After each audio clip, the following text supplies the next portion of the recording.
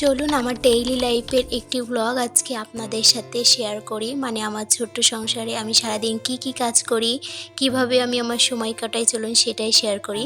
তো সকালে উঠেই প্রত্যেক দিনের মতন আজকেও বিছানাটা গুছিয়ে নিলাম। আর এরপরেই আমি আমার সকালের নাস্তাটা করে নেব।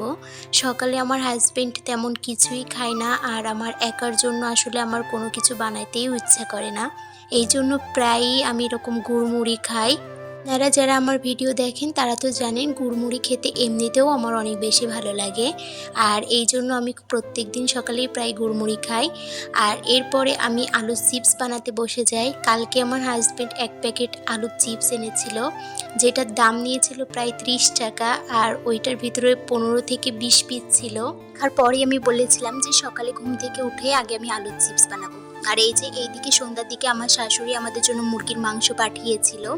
আমার শ্বশুরবাড়ি থেকে আমাদের বাসার দূরত্ব খুব একটা বেশি নয়, এই জন্য আমার শাশুড়ি প্রায় অনেক কিছু পাঠায় এবং আমার আম্মুরাও সবসময় অনেক কিছু পাঠিয়ে দেয়।